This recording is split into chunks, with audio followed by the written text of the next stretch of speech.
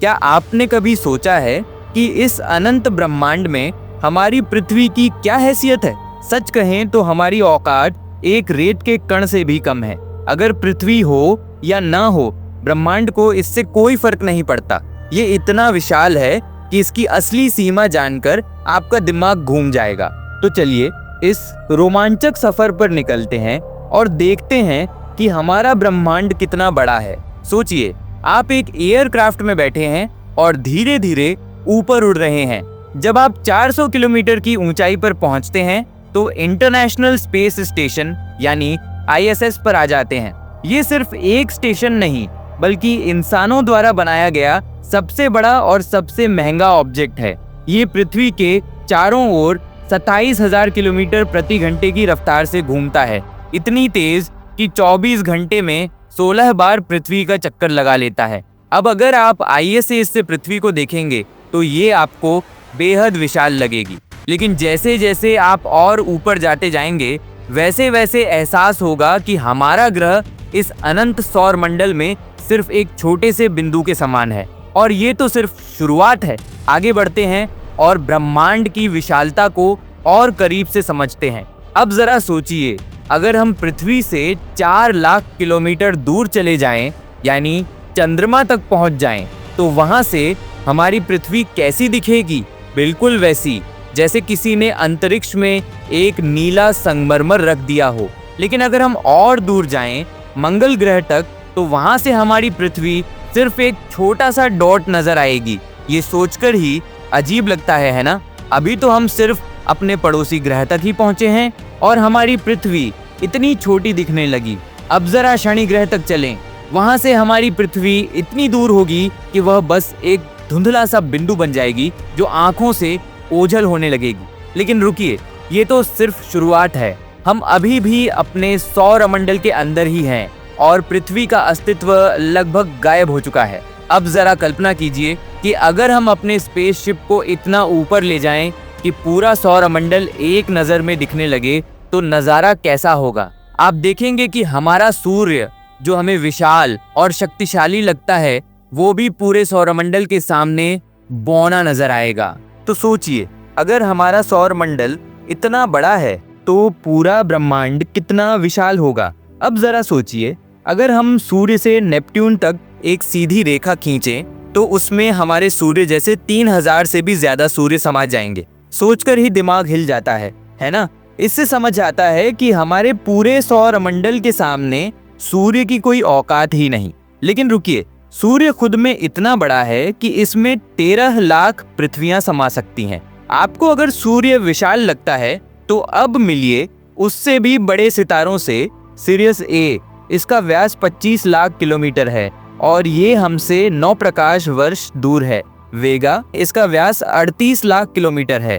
अब सोचिए हमारे सूर्य के सामने ये कितना विशाल होगा। पोलक्स, इसका व्यास 1 करोड़ 20 लाख किलोमीटर है। सूर्य के मुकाबले ये दैत्य जैसा दिखता है। आर्कटुरस, इस तारे का व्यास 3 करोड़ 60 लाख किलोमीटर है। इसमें 18,000 सूर्यों को समाने की जगह है। राइजल, ये तारा 800 प्रकाश वर्ष दूर है और इसका व्यास 10 करोड़ किलोमीटर है। लेकिन रुकिए, राइजल भी फीका पड़ जाता है जब हम मिलते हैं एक और विशाल तारे से, बीटलग्यूज। अब आप सोच सकते हैं कि जब ये सारे तारे हमारे सूर्य से इतने बड़े हैं तो ब्रह्मांड में और भी कितने रहस्य छिपे होंगे। बीटलग्यूज, इसका व्यास 130 करोड़ किलोमीटर है।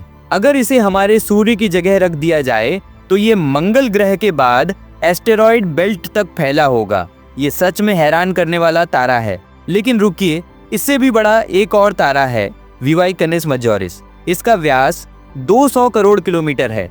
अगर इसे हमारे सूर्य की जगह रख दें तो ये जुपिटर की ऑर्बिट तक फैल जाएगा।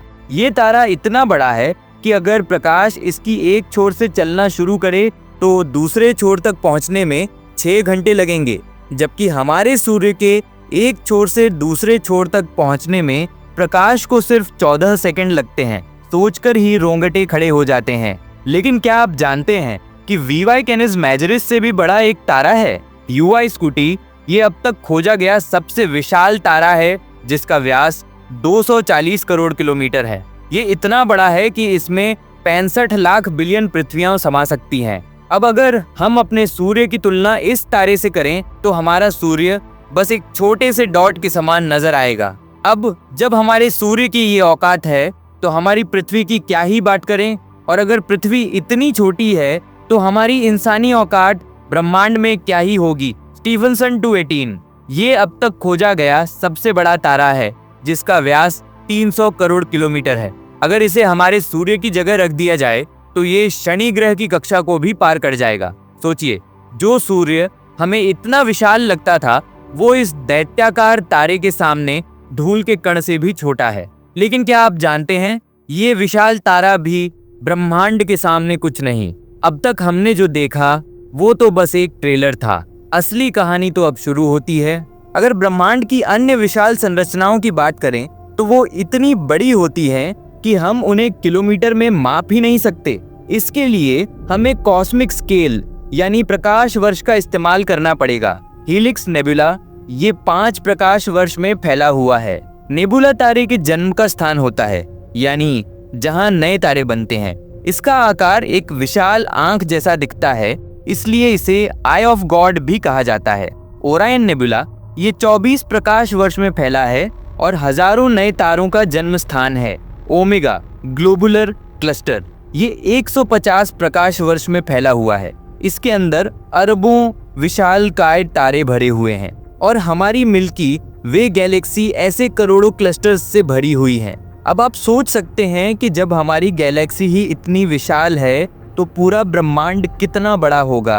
अब तक हमने तारों, नेबुलाओं और क्लस्टर्स की बात की, लेकिन अब जरा सोचिए, जिस गैलेक्सी में इतने विशालकाय अरबों ग्लोबुलर क्लस्टर भरे पड़े हैं वो खुद कितनी बड़ी होगी। मिल्की वे गैलेक्सी, इसे मंदाकिनी भी कहा जाता है और इसका आकार 1 लाख प्रकाश वर्ष में फैला हुआ है। मतलब अगर प्रकाश, जो कि इस ब्रह्मांड की सबसे तेज चीज है, अगर इसकी एक छोर से दूसरे छोर तक यात्रा करे तो उसे 1 लाख साल लग जाएंगे। हमारी ये गैलेक्सी अरबों तारों से भरी हुई है। अब इस गैलेक्सी के अंदर हमारा सौर मंडल कहाँ है? अगर आप मिल्की वे को देखें तो हम यहाँ मौजूद हैं, बस एक छोटे से धूल के कण की तरह। रात के आसमान में हम जितने भी तारे देखते हैं वे सिर्फ मिल्की वे गैलेक्सी के एक छोटे से पैच के तारे हैं। अब आप सोचिए, इतनी विशालकाय गैलेक्सी में अगर हमारा सूर्य या पृथ्वी खत्म भी हो जाए तो क्या इससे मिल्की वे को कोई फर्क पड़ेगा? शायद नहीं। हमारी औकात ब्रह्मांड के सामने कुछ भी नहीं। अब तक हमने सिर्फ अपनी गैलेक्सी की बात की है, लेकिन सोचिए, ऐसी हमारी मिल्की वे जैसी गैलेक्सी अकेली नहीं है।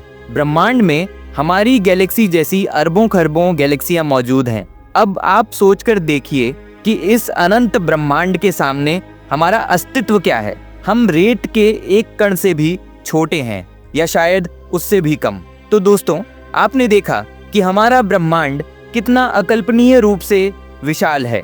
हमारी पृथ्वी, हमारा सूर्य, यहाँ तक कि हमारी पूरी आकाश गंगा भी ब्रह्मांड के सामने धूल के कण से ज्यादा कुछ नहीं। अब सवाल ये है, अगर हमारी पृथ्वी का अस्तित्व ब्रह्मांड के लिए कोई मायने नहीं रखता तो क्या हमारा जीवन भी बेकार है, या फिर इस अनंत ब्रह्मांड में हमारे होने की कोई गहरी वजह है? अपने विचार नीचे कमेंट में बताइए। कौन जानता है, आपका जवाब ही हमें ब्रह्मांड के सबसे बड़े रहस्यों की ओर ले जाए। और वीडियो पसंद आई हो तो लाइक, शेयर, सब्सक्राइब करना मत भूलिएगा। मिलते हैं एक नई रोचक वीडियो में। धन्यवाद।